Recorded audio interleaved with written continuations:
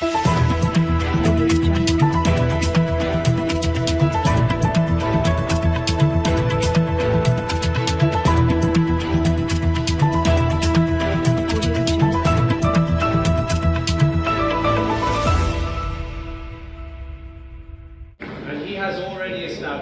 excellent relationship with Modi ji.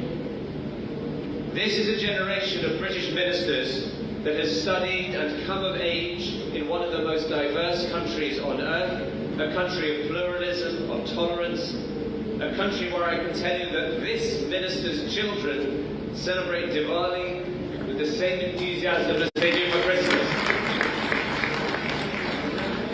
And to the point that was just made a few moments ago, a country where global Britain is not just a political slogan, it is a fundamental part of who we are as a nation. And I say this as well, in my country as well as your country, it doesn't matter where you're from, it's where you're going that counts. And when I come back to Lucknow, I see what has already been achieved and I am amazed. This is a country full of promise about what tomorrow will bring. And indeed, we meet here in one of the fastest growing parts of India, a state of over 200 million people. Honourable Chief Minister, I think you said 240 million people, a hub of research and development, a state that is hungry for its future, just as Britain is. And we know your ambitions, Honourable Chief Minister.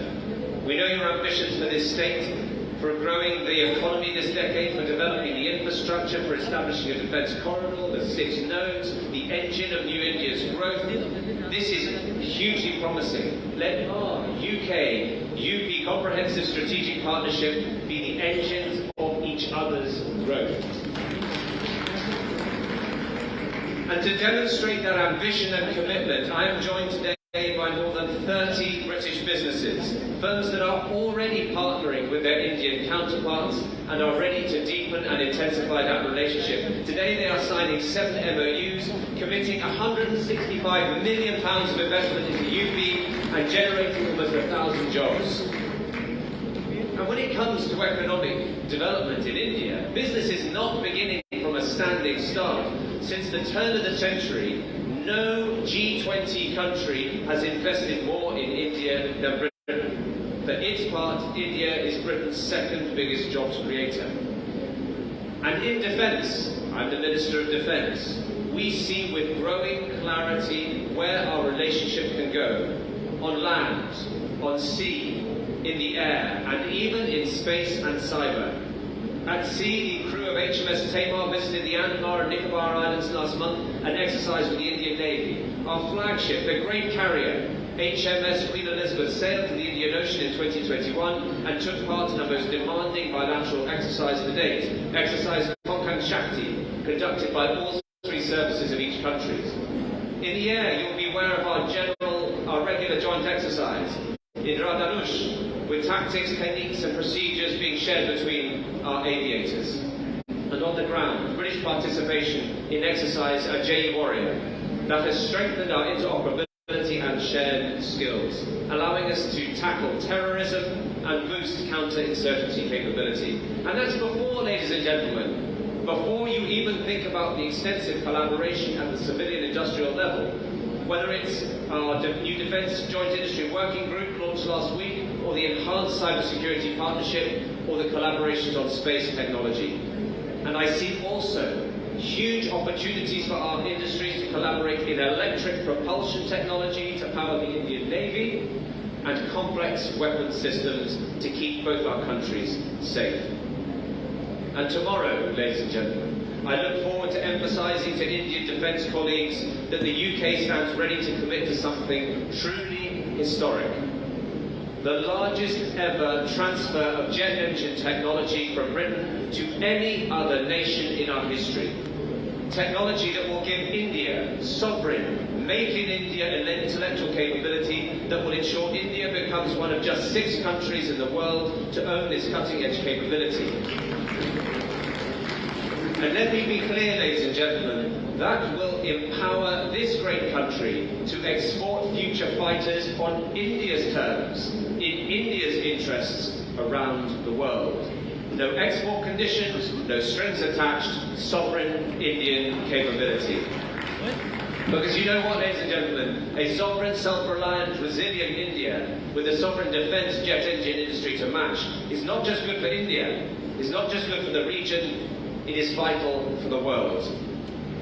And that's because wherever you are on our planet, there is a growing, inescapable feeling that the world is becoming more dangerous. And I know this audience and this Honourable Chief Minister doesn't need to be reminded that China's increasing belligerence poses systematic challenges to the international rules-based order.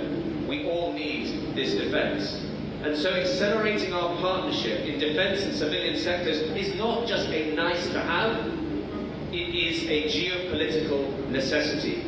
And we stand ready to get on with it. Prime Minister Rishi Sunak recognises that, and he fired the starting gun on the latest sprint last week when he joined a meeting between India's National Security Advisor, Ajit Doval, and his British counterpart, Tim Barrow. Together they frame plans to strengthen cooperation on trade, technology and defence, and I know that Alan Gemel, the Trade Commissioner, will be speaking about that in a few moments. And we also have the Foreign Secretary, the Chancellor of the Exchequer, and the First Sea Lord, all travelling here in due course to further strengthen our relationship. And so as I bring my remarks to a close, let me say this, Honourable Chief Minister. As I said to you, 24 years ago, my pupils taught me some words in Hindi. They taught me, Bharadesi, Bharadesi, Janani, Mujhe joinenge. They taught me this. They taught me this. But today, the Hindi slogan that comes to my mind is UK, UP, Sabka Sat, Sabka Vikas. Thank you.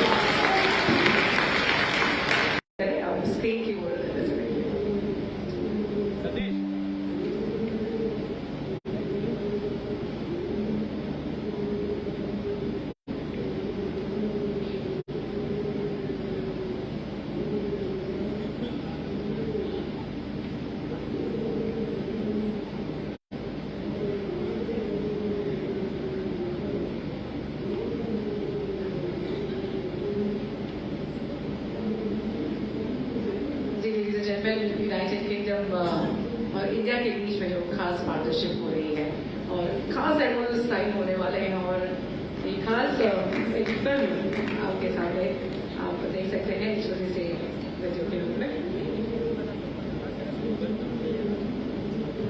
आप देख सकते हैं इस meeting में Alex जी है बीच में and with few people from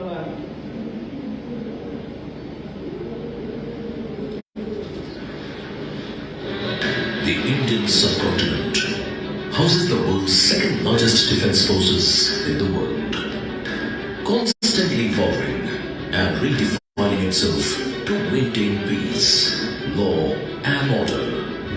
Bundelkhand के विकास को विशेष तौर पर ध्यान में रखते हुए अब ये तय किया गया है कि यूपी में डिफेंस इंडस्ट्रियल कॉरिडोर का विस्तार आगरा, अलीगढ़, लखनऊ, कानपुर, झांसी और चित्रकूट तक पूरा पेट होगा. Innovating its capabilities of modern warfare, deterrence and defense tactics. Introducing the Uttar Pradesh Defense Industrial Corridor, announced by the Government of India in February 2018 at UP Investors Summit. It is an oasis for cutting-edge hub for the military and home-age security, worth rupees 20,000 crore to be deployed in the state of Uttar Pradesh to enable a technological revolution spanning the heart of UP, supported by the landscape, strict governance and skilled human resources to expand an innovation and manufacturing initiative. Over 3,000 hectares of land between 6 strategically planned nodes for maximum mobility, management and impact, made possible due to the high-end infrastructure strategically located along the Golden Quadrilateral, along with connectivity with national and international airports. Largest railway network in India, spanning over 8,949 kilometers. Western dedicated freight corridor that stretches from Dadri in Ghaziabad to Jawaharlal Nehru Port at Mumbai, and 57% of the Eastern Dedicated Freight Corridor, which connects Western region to the eastern part of the country. With policies providing 100% reimbursement of patent fees for domestic patent registration, 50% reimbursement of the patent fee for international patent registration, capital subsidy of 7% up to INR 500 crore in Aligarh, Agra, Lukhnau and Kanpur nodes of UPGIS, capital subsidy of 10% up to INR 500 crore to invest in Jhansi and Chitrakoot, reimbursement for setting up an effluent treatment plant, that is ETP, by the DNA units, financial assistance to MSME units for obtaining quality certification, along with additional benefits like transport subsidy for anchor units, transfer of technology-related incentives, land subsidy for 25% for anchor DNA units setting up in UPDIC. Further progresses by UPDIC with 140 plus signed MOUs with Bharat Dynamics Limited, BrahMos Aerospace, Adani Defence and Aerospace, and many more. Apart from being another jewel in the transforming future of UP, the next generation UPDIC also promises to transform cyber security, zero latency communication and connectivity, real-time crisis management, 360-degree research and development, with enormous scope to fuel technological progress of state and electronics and non-polluting industries at Agra, Aerospace Hub and Aero Engine Cluster in Lukhnau, special clothing, bulletproof jackets, ammunition, components and parachutes in Kanpur, turning the cultural heartland of the nation into the strategical center for state-of-the-art maritime and military innovations, inviting investors from all around the world to onboard the new India's growth engine that will take the country to a new global supremacy while boosting the economical and technological progress of the resilient state of Uttar Pradesh.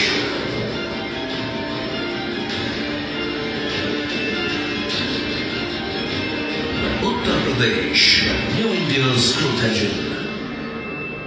जी हाँ, मेरी और सज्जनों, वे जो पानी से नहाते हैं